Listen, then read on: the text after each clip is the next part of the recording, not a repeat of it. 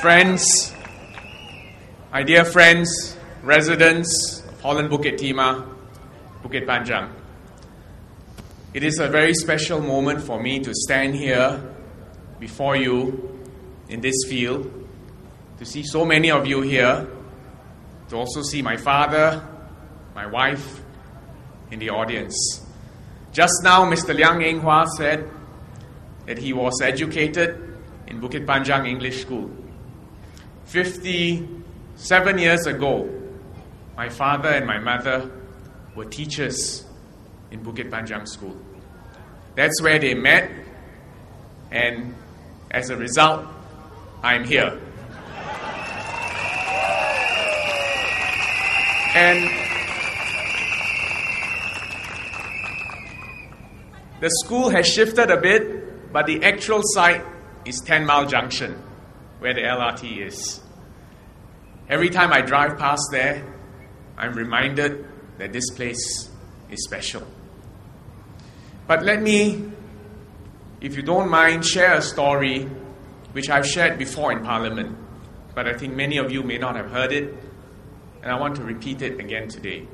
Because I want you to look into my heart and understand why I'm doing what I'm doing. My mother's father, my grandfather, passed away when he was on a business trip in China. I think this was about 82, 83 years ago, just before my mother was born. That left my grandmother, a young widow with 2 children, and one more, my mom. Life was very tough. She had no work. The family business was run by other relatives, and she had to depend on handouts and an allowance from relatives and friends. My mother grew up deprived, very, very skinny. She had TB, and when she met my father, she told him that she would probably be infertile because she was so malnourished. We know, of course, she was wrong because she ended up with 5 children. But that childhood poverty made a deep impact on her life. She only lived for 70 years, but she could never spend money. She could never waste money. She was always counting. There's no small change, counting every bit. And not for herself, but for her children and her family. And she also drilled into us some lessons in life. What are these lessons? One, that life is unpredictable. Bad things can happen to good people, and you don't know when it can happen. And 2, when things like that happen, you have to depend on your relatives, your closest friends, because you only know who is really reliable when something bad happens. The third thing she taught me was always be prepared. Always have savings. Always be clear that when something goes wrong, you have another plan. And the 4th lesson she taught me was that you have to work hard. Because it is only through hard work, through education, through getting a career, that you can make progress and you can provide for your family. I tell you all these things because this is why I am in politics. This is why I make the decisions I make and the policies which I rolled out in MCYS. My friends, this election is not an easy election. I think you all know me now. I'm a very, very honest minister. This is not an easy election. Why is it not an easy election? I think there is one key question the voters of Singapore are asking us. That question is, do you care? Do you care about me? It's not a matter of how smart you are. It's not a matter of how detailed your plans are, but your heart. And for those of us standing as candidates of the PAP, we need to remind ourselves and remind the voters of Singapore that we care for you and we will look after you. And everything that we do, sometimes tough, sometimes unpopular, is because we care for you. The last few weeks, I have not been making many speeches because my teammates, including Dr. Teo, and my new colleague, Ms. Sim Ann, have been meeting thousands of people.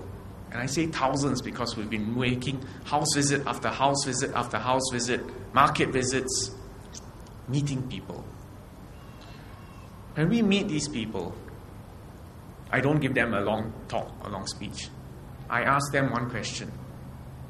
What are you concerned with? What are you afraid of? What is your hopes?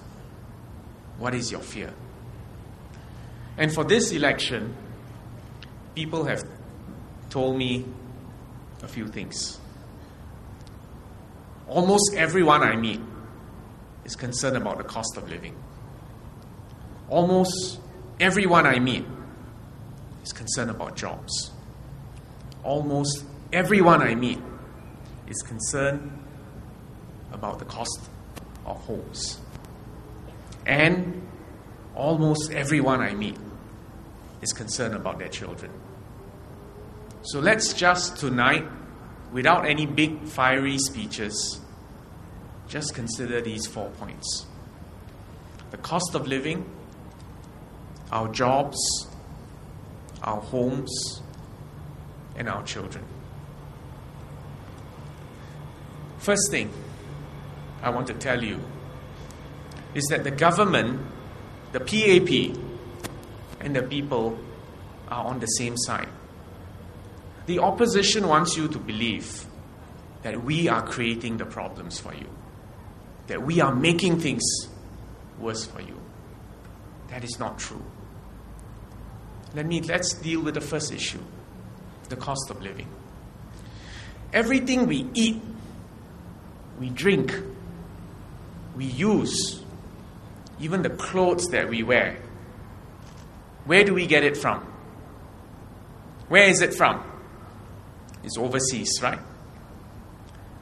Do we determine the prices that the overseas countries charge us for our food, for oil, for our clothes, for all the things that we use in our daily life? We don't, This is just Singapore, 3.2 million citizens. We cannot control global prices. If there's instability in the Middle East, oil prices rise. If you get a drought or a flood in agricultural countries, food prices rise. If there's a harvest failure for cotton, even clothing prices will rise. So understand, this is not something that the PAP has done to our people, but something that happens as a result of worldwide developments. But the PAP, the government, has to do something about it. So what do we do to help you cope with the cost of living? Yesterday, the Prime Minister said, the most effective long-term solution to dealing with rising costs is to raise your salaries.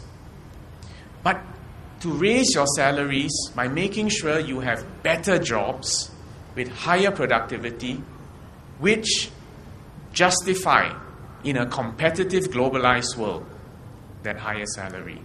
My friends, never before in history have 2.3 billion people in the world suddenly become connected to a global economy. I'm talking, of course, about India and China. Never before in history has computers and new ways of making things suddenly made human manual labor so cheap. So let's understand that there are deep, fundamental global forces at play, and it is not a political conspiracy to make life tough for Singaporeans. But how do we help you? We said productivity. We are going to spend, I think, $2.6 billion further on education, on training, so that all of us can get better jobs. But this is a long-term solution. And politics, there's an election every 5 years. So you can have a long-term solution, but you also need to have other immediate solutions. One other short-term response to rising prices is our exchange rate. You all know the Singapore dollar has been rising over the last 1 year plus. I know many of you here have gone on overseas travels.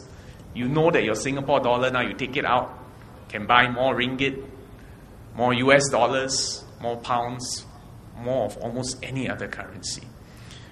This is one way of reducing the impact of inflation. But let me tell you this, if our opposition wins, and what do they want to do? They have told you.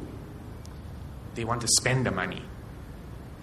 And when they spend the money and they reduce the reserves, I ask you, what will happen to your value of your Singapore dollar? Will it go up or will it go down? Down.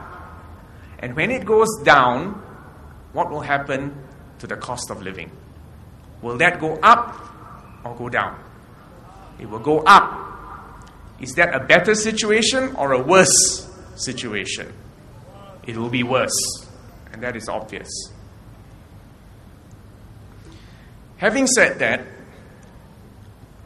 we also need to understand that even in a globalized world, even with a strong government, even with a strong Singapore dollar, there will be people who need help. I'm talking, of course, of people who are older, people who have less education, people who have been retrenched, or people whose jobs are not very secure. So what must we do to help these people? Can we ignore them? No. But what can we do for them? You look at this recent budget. Many people in the opposition say, oh no, this just is election, trying to buy votes. It's not. We have Comcare, we have Workfare, we have the Grow and Share package, we have CPF and Medisave top-ups, we have GST rebates. All these are big transfers of money from the government to the people who have less. Why do we do this? We do this because the people need it. And we do this because we care. And that's the point you need to understand. This is a caring government. I've been the minister for MCYS now for 7 years. Many people have accused me of being stingy. But let's look at the actual figures. It is true, in the last 7 years, the budget for MCYS has increased tremendously. In fact, the last budget that was just passed, I think MCY's budget is something like $1.9 billion. $1.9 billion. How do I spend this $1.9 billion? Let me explain to you. The biggest item that I spend on in MCYS is on families. So I spend something like $700 or $800 million on things like your baby bonus, childcare subsidies, subsidies for kindergartens, KIFAS, CFAC, and many other things. $700 or $800 million to help look after your family, especially if you're a low-income family, so that a family who was caught, like my grandmother's family, suddenly with the loss of a sole breadwinner, would be able to have a home, would be able to put food on the table, would be able to send the children to school, would be able to have medical care, and would not be deprived of an opportunity to succeed in the future. So that's on families. Then the opposition have accused me of being stingy with helping people who are less well off. And even that, they have got their figures wrong. MCYS operates a social safety net, which we call Many Helping Hands. That means the voluntary welfare organizations, the grassroots organizations, people like you who want to help, government will also put matching money. Together, your dollar plus the government's dollar becomes $2. That $2 becomes more effective in helping people in need. And how much money, I ask you, flows to families who are in need in Singapore? Do you know the number? I think you all will not know the number. Every year, now, almost $500 million, $500 million flows to people who have lower income, who are disadvantaged, or who need our social assistance. So this is not a stingy government. People say, oh, your public assistance rate is only $400. Well, I remind you that when I first became the minister for MCYS, it was only $260. I have increased it steadily to $400. But even $400 is only the cash allowance. If you actually ask a person who is on public assistance in Singapore, and you compare this person with someone in America or UK or anywhere else in the world, I can stand here confidently and tell you the Singaporean is better off. And let me explain why, even if you don't want to take it at face value. If you're a single person living alone, it's $400. If you are a family with 2 children, we will give you $1,350 cash.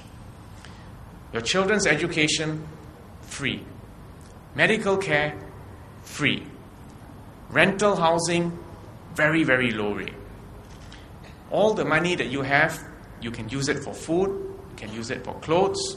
Even if you have difficulty cooking the food, we will then have schemes to prepare, cook food, and deliver it to you. And that's why I need to remind all of you that we do care for our people, and we do look after our people. And we will make sure that no matter what happens to you, between the government, the grassroots organizations, the community support, we will look after you, look after your parents, and look after your children. So that's the first point. Cost of living, and remember, the government is doing its best to help. The second concern that Singaporeans have told me on my walkabouts is jobs. And this is a very, very real concern. You know, in the last 10 years that I've been in politics, in 1998, before I came in, we had the Asian financial crisis. So, 2001, we had the dot-com bust, and then we had September 11. Today, we know Osama bin Laden has finally been executed. In 2003, we had SARS. In 2008, 2009, we had the global financial crisis, the biggest financial crisis that has hit us, all of us here, in our lifetime. Right? Yet, we seem to have recovered.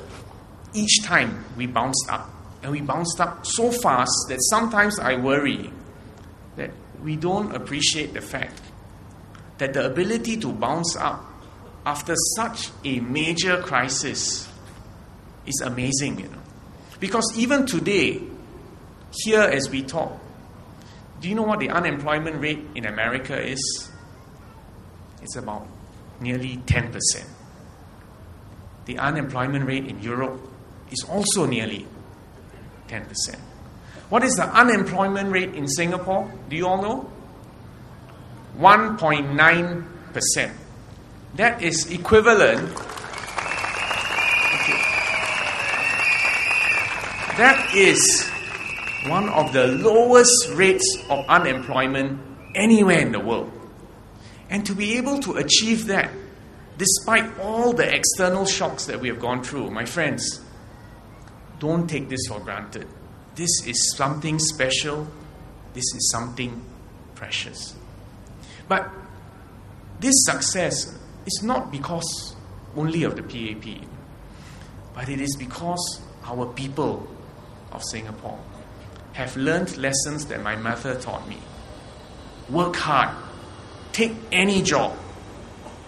Save. Look after your children. Now, the opposition says we can do away with manufacturing. 500,000 jobs they are prepared to put at risk. The opposition then says, many of you, your pay is not enough. Let's have a minimum wage. Overnight, magic, we raise your pay. But my friends, first let me say, I agree with the intention to raise people's wages. People should have higher pay. The question is, how do you raise people's wages? The opposition way, with a minimum wage, will cause higher unemployment. Why? It's very simple. If you raise wages overnight and it is not competitive, the company will close.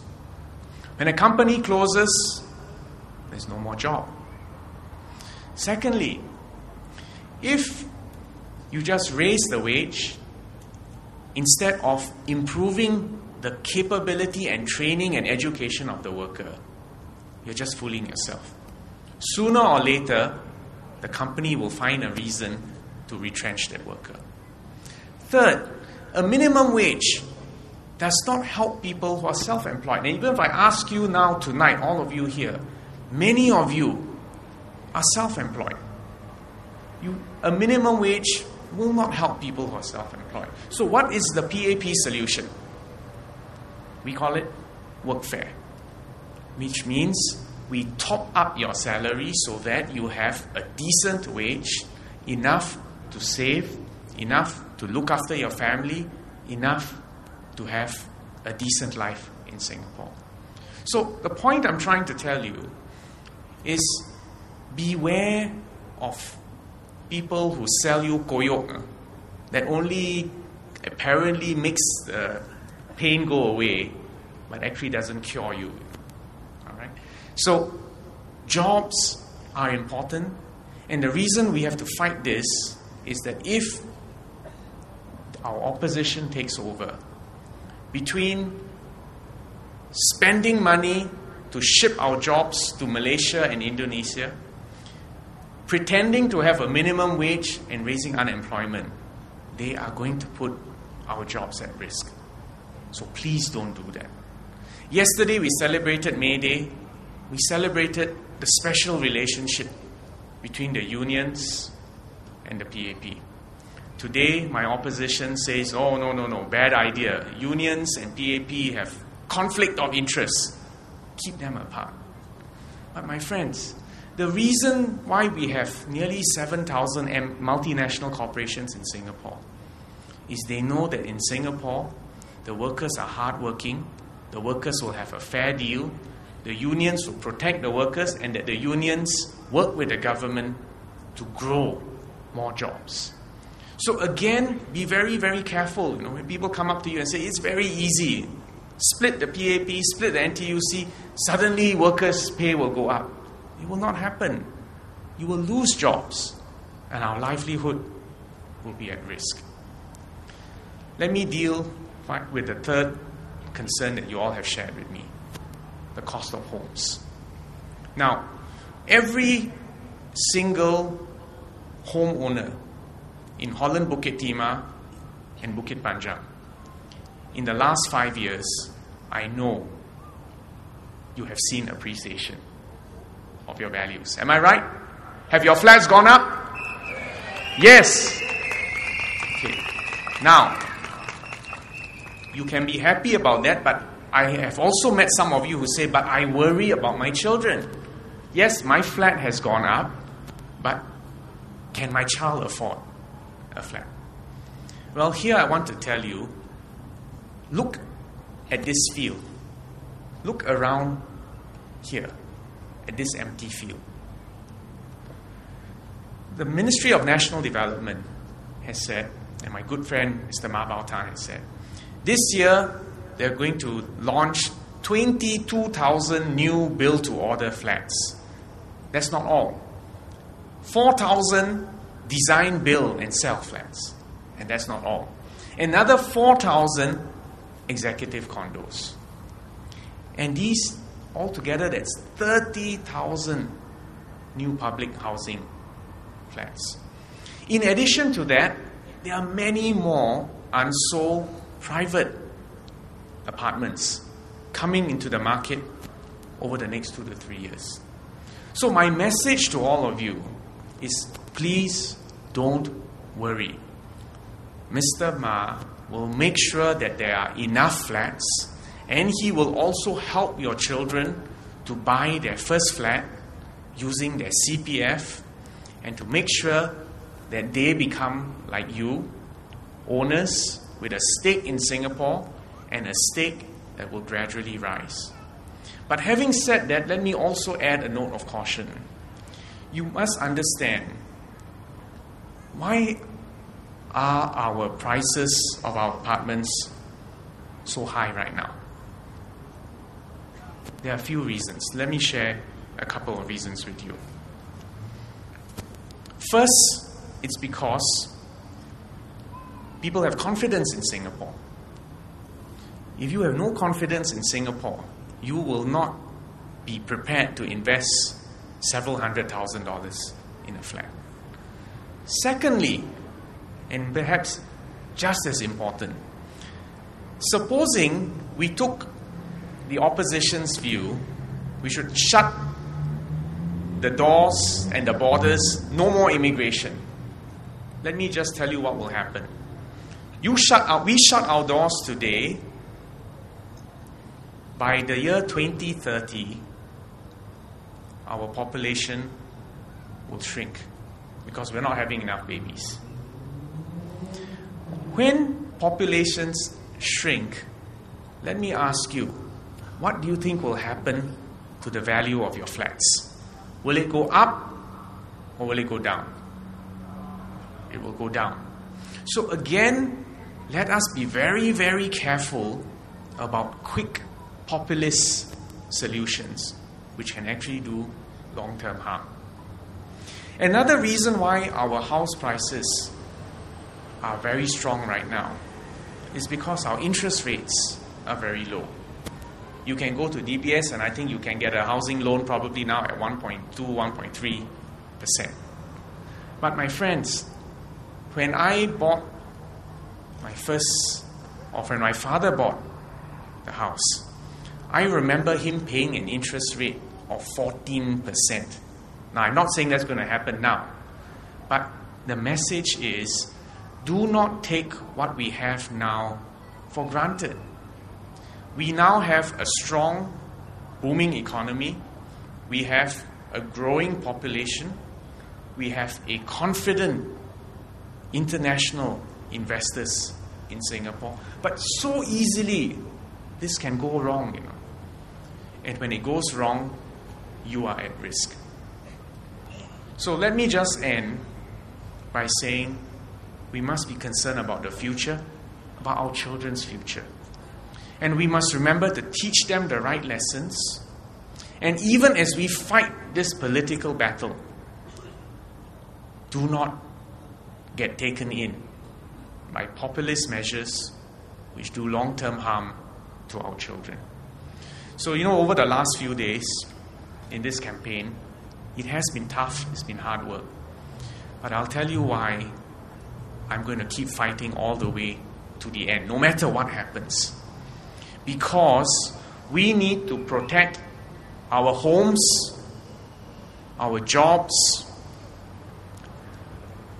our children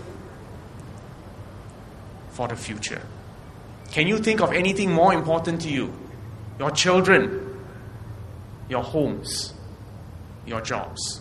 I promise all of you, vote for the PAP. We will protect your children, your homes, your jobs. Thank you very much. Thank you. Undila PAP.